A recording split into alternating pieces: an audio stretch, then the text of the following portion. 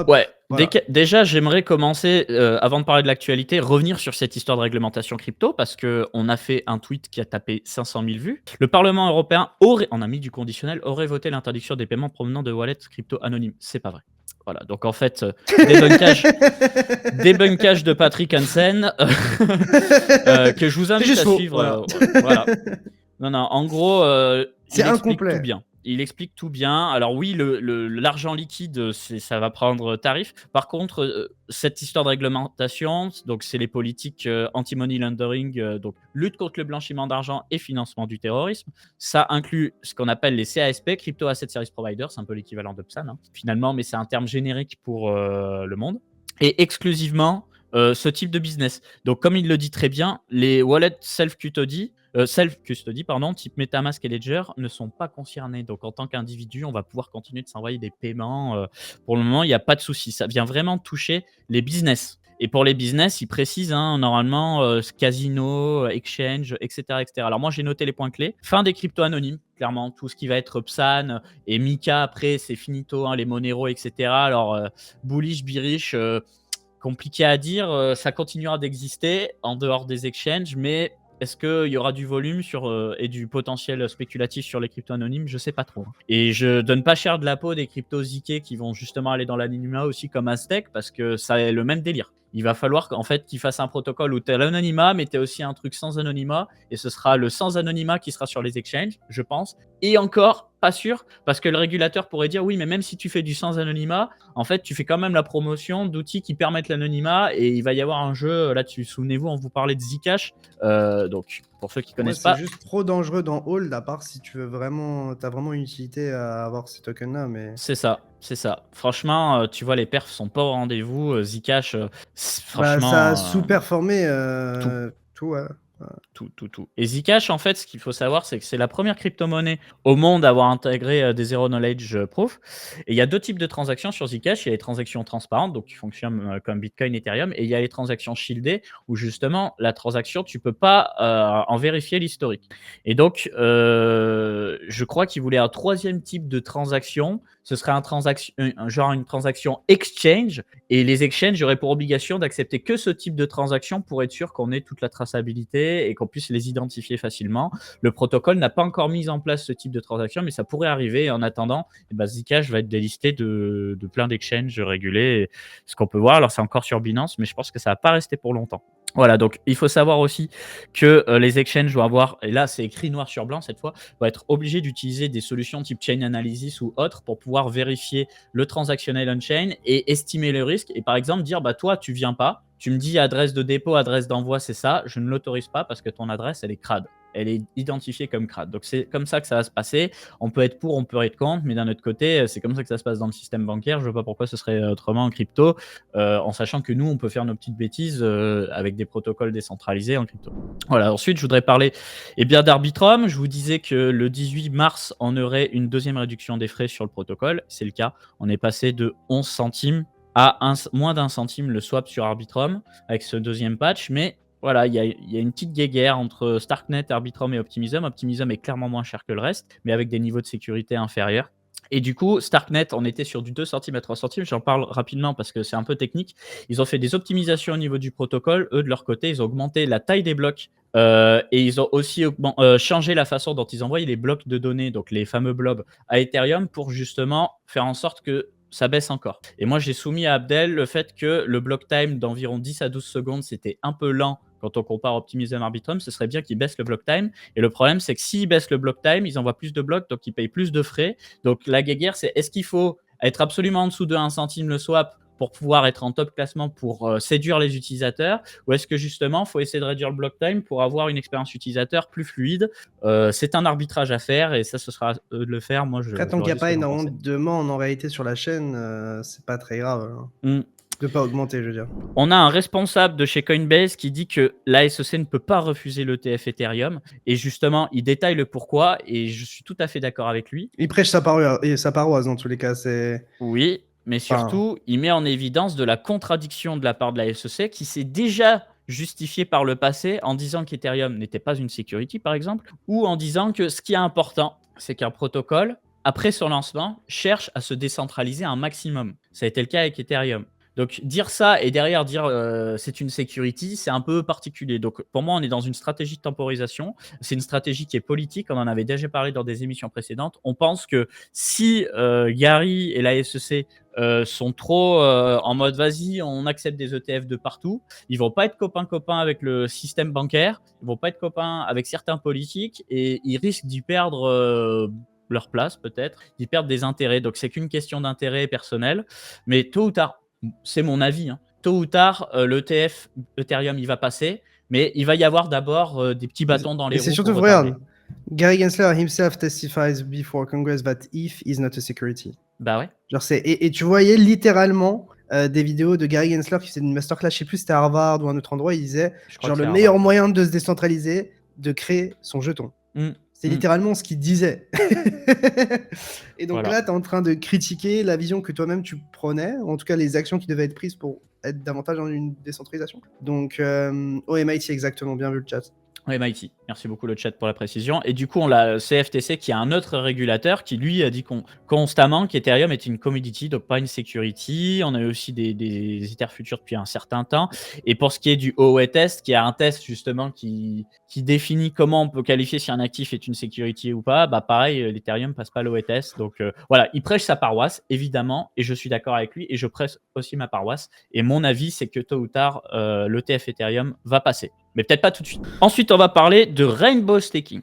Alors, Rainbow Staking, c'est juste un terme pour dire on va revoir peut-être le modèle de staking d'Ethereum. C'est encore à l'étude. C'est Vitalik, donc le cofondateur d'Ethereum qui a parlé de ça. L'idée, pour le moment, parce que c'est pas intégré, c'est même pas sûr que ce soit intégré, c'est d'avoir deux types de staking. Un staking lourd, donc ils appellent ça le heavy staking, où comme tu l'as actuellement sur Ether, tu as un système de sanctions, donc de slashing, etc.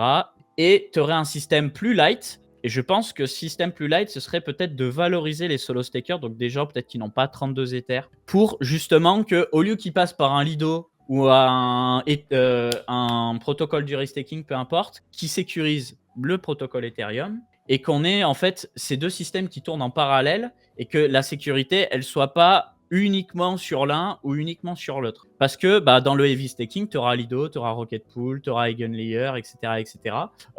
Il s'inquiète justement du pouvoir que prennent ces protocoles et donc il veut essayer de proposer une solution. Et pour le moment, le débat, il est plutôt philosophique, c'est ce qu'il a dit. Pour moi, la plus grande question ici, ce ne sont même pas les questions techniques, elles sont plutôt philosophiques. Il va falloir essayer de trouver une solution pour les détenteurs d'Ethereum paresseux. Mais c'est pas que paresseux, en réalité. C'est aussi les gens qui n'ont pas 32 Ethers à mettre. Voilà, donc affaire à suivre. Donc Etherfi redéfinit la distribution de THFI. Donc Etherfi, c'est quoi? C'est le plus gros protocole de liquid restaking, donc en surcouche des Gunlayer, qui ont annoncé leur airdrop. On peut déjà claim l'airdrop. Et ils ont mis en place un système. Alors, on vous parlait dans l'émission précédente du fait que l'ami Justinson, il est arrivé, il a posé 480 millions de dollars et il a pris 20 millions de dollars d'airdrop. Et du coup, les gens s'en sont plaints. Alors le but, c'est pas de dire ouais, Justinson rend l'argent. Non, c'est fait, c'est trop tard. Mais l'idée, c'est de dire initialement, il y avait 6% des jetons qui allaient être airdrop. Et ils vont faire une deuxième saison avec 5% supplémentaires. Et ces 5% supplémentaires, ça arrivera plus tard. On ne sait pas quand, mais du coup, ça veut dire que là, les actions que vous faites sur Etherfi, ça compte pour cette deuxième saison. Donc plus de jetons qui seront airdrop. Voilà, donc affaire à suivre. Plus d'argent pour utiliser le Ponzi et augmenter sa capitalisation, si je comprends. Voilà, et sachez qu'il y a pas mal d'exchanges qui ont déjà listé ce jeton, qui est un jeton de gouvernance, je crois. Ouais, j'ai touché l'airdrop, moi. Et on est à 4$ le jeton. J'ai pas eu grand-chose de mémoire. J'ai un peu moins de 1000$, un truc comme ça. Ça va. Petit SMIC sympa.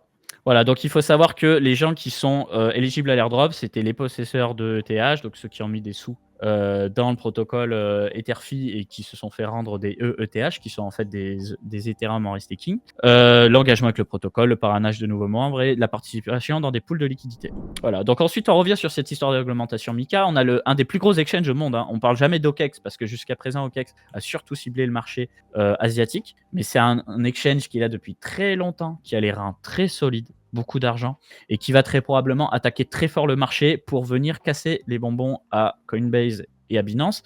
Et donc, eux, ils appliquent la loi de manière rétroactive parce que ce qui va se passer, c'est que très bientôt, tous les exchanges PSAN, vous ne verrez plus l'USDT. Vous verrez de l'USDC, voire peut-être vous ne verrez plus de dollars du tout, vous verrez des EURC, des jetons euros pour pousser l'euro. Bon, on peut les insulter maintenant ou pas du coup? je sais pas quoi dire. Sur ça, je sais pas quoi dire. C'est-à-dire que si l'URC est partout, moi, ça me fait mi-chaud, mi-froid. Après, il faudrait quand même que l'euro soit un peu plus fort que ça face au dollar, parce que bon, Mec, genre, juste, voilà. c'est juste nous, on trade en dollars, la liquidité est en dollars, enfin, Et du coup, ok. et du coup, donc là, c'est de manière rétroactive. On dégage l'USDT parce que l'USDT manque de transparence. L'USDC est quand même beaucoup plus transparent, beaucoup plus régulé. Et on met aussi des équivalents euros et beaucoup d'autres exchanges vont suivre. Donc à voir. À voir. Est-ce qu'il y aura un boycott généralisé de l'USDT? Je ne sais pas. Ou est-ce que Tether va se mettre en place? Ce sera à eux de faire un arbitrage. S'ils perdent beaucoup d'argent, à ne pas le faire ou pas. Affaire à suivre. Mais du coup, Ensuite, enfin, je oui, comprends pardon. pas pourquoi, genre en DeFi, on pourrait continuer à utiliser de l'USDT et pas sur une plateforme centralisée. Enfin, pourquoi du coup c'est pas standardisé? Long Enfin, est-ce que débat. ce sera, enfin, tu vois ce que je veux dire? Long débat, parce que la réglementation pour le moment, elle est très claire pour les exchanges centralisés, elle l'est moins pour la DeFi. Et donc, où s'arrête la limite de la DeFi? Parce que quand tu interagis avec un protocole DeFi, tu interagis avec un smart contract, certes, mais tu interagis avec une interface. Donc, toutes les interfaces en ligne, type Uniswap, etc., qu'est-ce que ça donne? Les extensions pour interagir aussi, type l'extension Uniswap, qu'est-ce que ça donne? Les wallets sur le PC, tu sais, les Frame Wallets, les Ledger Live, les Rabi, les machins, pareil, tu as des développeurs derrière. Donc, est-ce qu'ils vont être obligés d'avoir une licence pour ça? Est-ce que ça va s'appliquer pour eux aussi? Tu vois, tout ça, ça complexifie vraiment le débat. Du coup, je sais pas. Pour le moment, je pense que la première étape, c'est les exchanges centralisés et tôt ou tard, ça va suivre en DeFi. En tout cas, on va qualifier certains trucs de DeFi, mais pas très décentralisés quand même. Donc, ils vont y prendre et après, ils vont essayer de grappiller du terrain. Ensuite, on va parler d'abstraction de réseau ou abstraction de chaîne avec le protocole Light qui va aussi sortir un wallet. Alors, c'est pas encore sorti.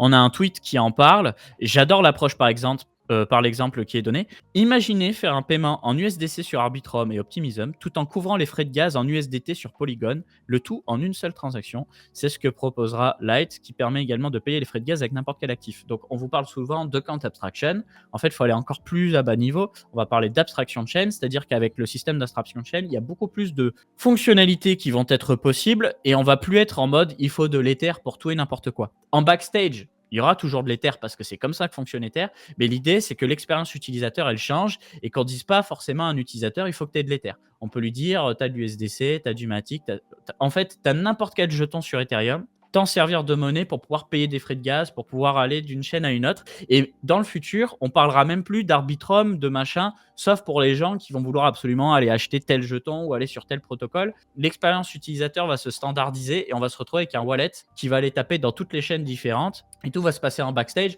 au Un même peu titre comme si que... tu t'en foutais de payer via Stripe ou PayPal, etc. Toi, tu veux, Exactement, ou tu Apple payes par Pay, toi, tu carte. veux juste faire, voilà, un paiement. Tu fais un paiement par Et tu vois carte la ou... meilleure route par rapport à ce que toi tu possèdes. Et... C'est ça, et quand tu vas sur Coin Academy, tu te dis pas je vais sur Coin Academy, qui fait de la mise en cache, qui utilise le DNS chez Intel, qui utilise Cloudflare, qui utilise... Non, tu te balades sur l'adresse et tu t'en bats les couilles de tout ce qui se passe en backstage, et c'est ça l'avenir. L'avenir, c'est ça. Ça va commencer avec le Count Abstraction, mais ça va être aussi l'abstraction de chaînes. Donc, le projet Light fait un focus sur les chaînes dites EVM, c'est-à-dire de l'écosystème Ethereum, ou qui utilisent le VM, donc Avalanche, etc., etc. Mais on va avoir aussi de l'abstraction de chaîne sur d'autres réseaux. C'est ce que fait NIR Protocol et c'est ce que fait plein d'autres protocoles qui vont arriver. Nous, on voit passer des projets qui lèvent des fonds. L'abstraction de chaîne, ça va être narratif dans tous les sens. Donc, le grand gagnant, ça va être ceux qui vont réussir à se brancher aux réseaux qui sont vraiment utilisés. Quels sont-ils? Le VM, principalement. Hein. Et après, Sui, Aptos, Cosmos, etc. C'est-à-dire que tu auras un compte. Ce compte, ce sera peut-être même probablement plus une seed, ce sera un c'est genre email, un mot de passe. Un Google Connect, un Facebook Connect, ou C'est juste ça. email, mot de passe. Avec des Plein de nouveaux possibilités. systèmes de sécurité, avec du Avec du social Face recovery. ID, etc.